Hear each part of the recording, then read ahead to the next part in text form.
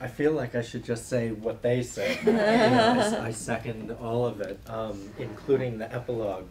I brought my book because I'm going to talk about books as objects, because everyone in this room lives for texts and ideas, and I don't need to sell anybody on that. So I don't want to talk about that, because there's also a shyness, I think, about thinking about books as objects and commodities, right? I mean, we have this sort of monastic vow to do what we do for the love of ideas, and yet we live in institutions where already tenure has come up, and the necessity of getting the book out before tenure.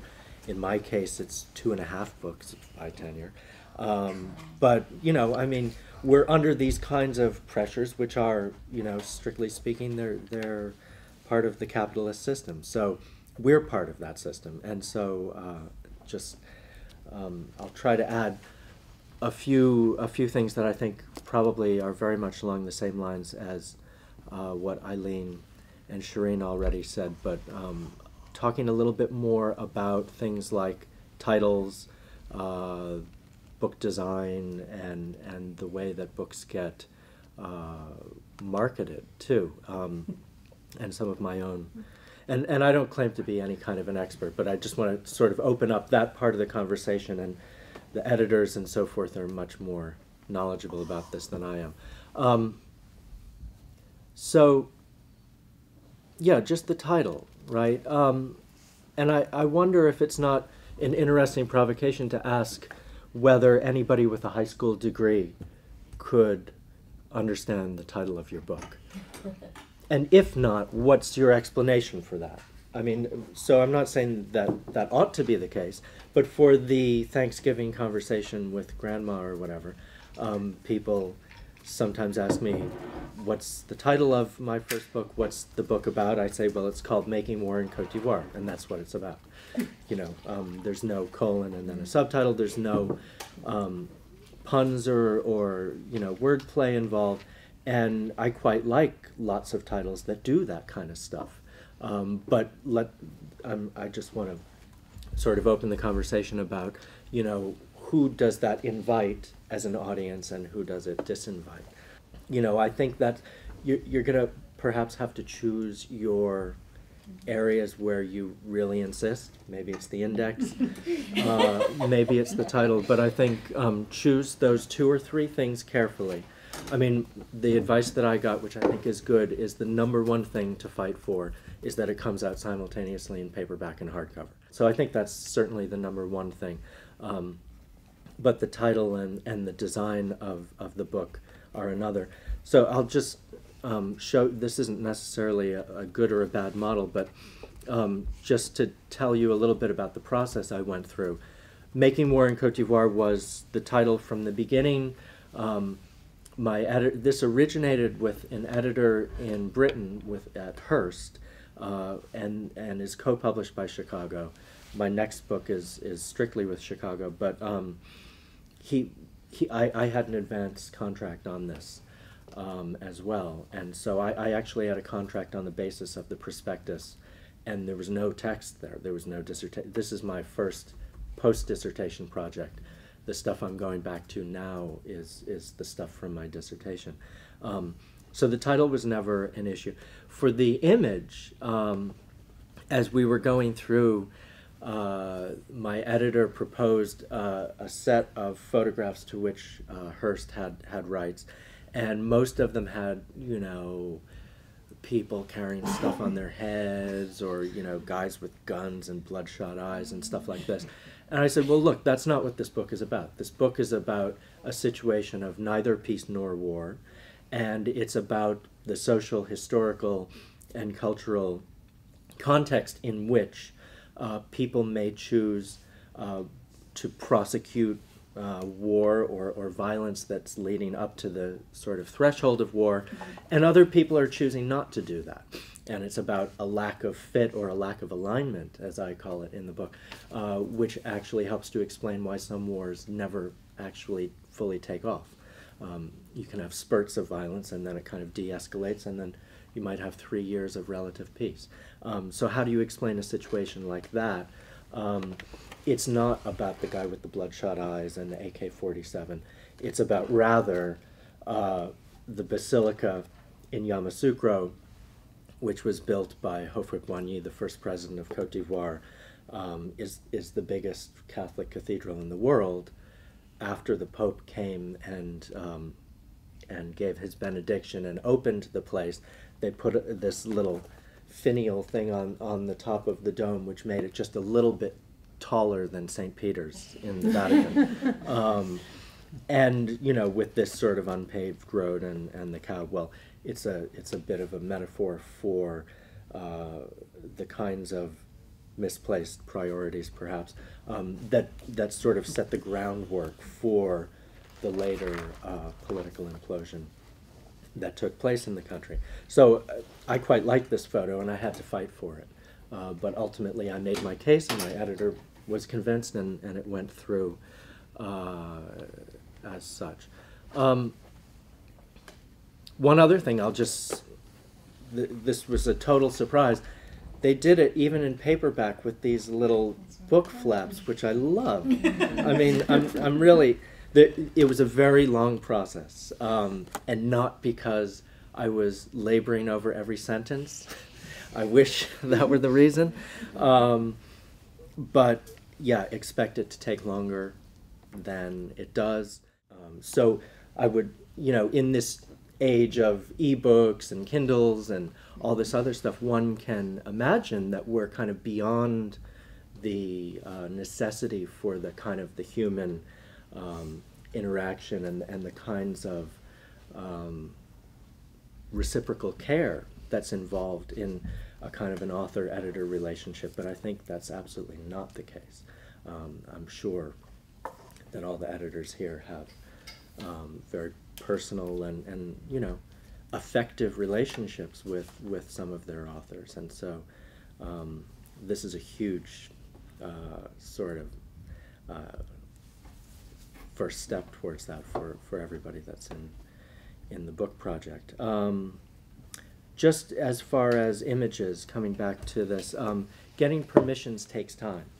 So as soon as you're kind of to that point where you have a real manuscript, think about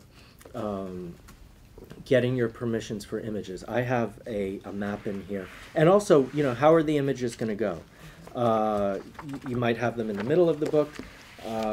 These are right after the preface and acknowledgments and before the introduction, which is a little unusual, I think. But it took me forever to get permissions for this map, which is from the UN. And because the UN had a peacekeeping mission in Côte d'Ivoire, this was the best map for showing this kind of buffer zone that they had set up, the zone of confidence, as it was misnamed, between the rebel-held north and the government-controlled south. And so I just got bounced from one division and agency in the UN to the other. But finally I got it.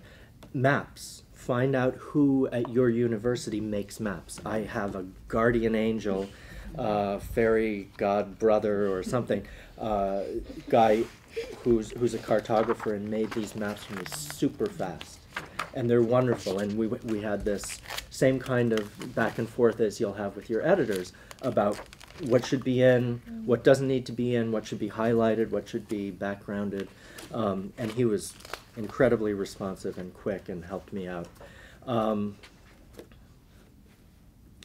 Yeah, so it's never too early to start that. If you've published any of the text, and I think that's something that I hope will be discussed here, because I was told, I don't know what you were told, don't have any overlap between what's in the book and what's in your articles and book chapters. And then it turns out that a great many people do have some overlap. And so, and then you come to find, you know, as you're approaching tenure or whatever, that somebody suddenly is bean counting. And it's sort of, you know, how many articles and book chapters, how many books, and you know, the fact that you've had an article that has 50% overlap with one of the book chapters is no longer an issue. And as the sort of the bar goes up and up and up, and we're all supposed to be publishing more and more, guess what? People on these various committees aren't necessarily reading every word of everything. They're often looking at how many lines are on the CV. Now, that isn't as it should be, and you know, I'm not saying that people can't get caught out by pushing that strategy too far, but I think it's something that we ought to discuss because you hear different kinds of advice. And also another thing, in addition to the images that might be inside the book, and again, subventions from your university, if you can get them, are a huge plus and can make it possible to publish color images and stuff like that. There's also ancillary stuff, but increasingly I published a book chapter in a book by California last year where they asked all of us if we wanted to give them links to hypertext or stuff on the web that would go alongside our book. And also, incidentally, if you work in Africa or other parts of the world where issues of access and affordability are important to you, this book was a model because it was e-published, which means that essentially California was foregoing a certain number of sales of the paper text, but they were making it available on the web, and so people in Africa can read chapters that are about the places where they live or are interested. But in addition, there's all this, and cultural anthropology. I'm sure there are journals in all of your fields that are increasingly having online supplements, so you can write an article and then have links either in the article or in a kind of a linked sort of supplement. Marketing. You know, as I said, we're all shy about thinking about the products of so much work and thought as being, you know, commodities. But at the end of the day, think about yourself at your meetings. I'm an N of one, but when I go to the anthropology meetings, I often go right to the book exhibit. I'm interested to see the books that are new, that I might not have heard about yet, books by my friends, all of that stuff, right? Who else is Chicago publishing this year alongside my book? And after about 15 minutes, I'm totally overwhelmed, right? It's total sensory overload. And as much as I live for ideas, as I'm going from booth to booth, pretty soon, you know, certain authors' names are catching my eye because I know their prior work. But to a large extent, it's, you know, does this book cover catch my eye or doesn't it? And is the design captivating in some way? Does the image do something to draw me in? So this issue of invitation isn't strictly a question of the content. And similarly, you know, we had a Labyrinth Books up in New Haven, a version of the great New York store, which was sort of modeled on Seminary Co-op. It's gone out of business, right? And so now, you know, most of us are buying most of our books online.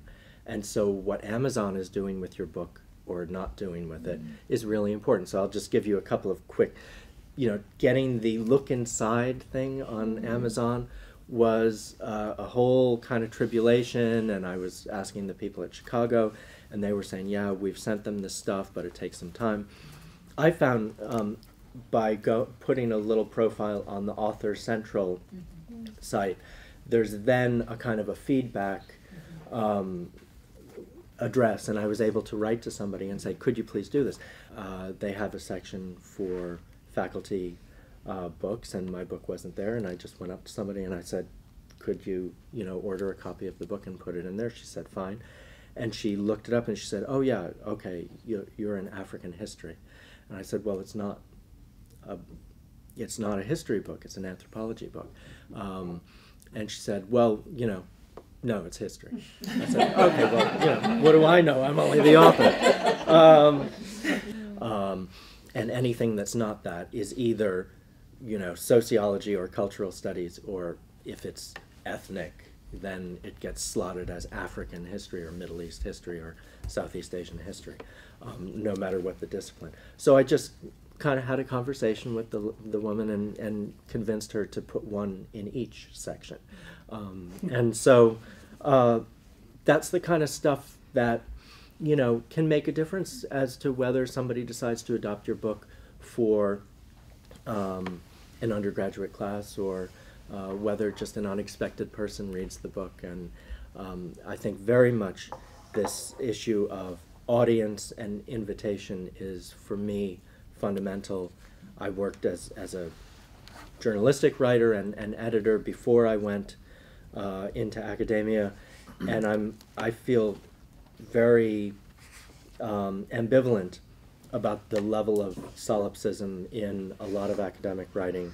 And I think that particularly if you write about parts of the world that don't often get their fair share of people's attention in the public sphere where you're working, you have a particular responsibility to be targeting multiple audiences at once.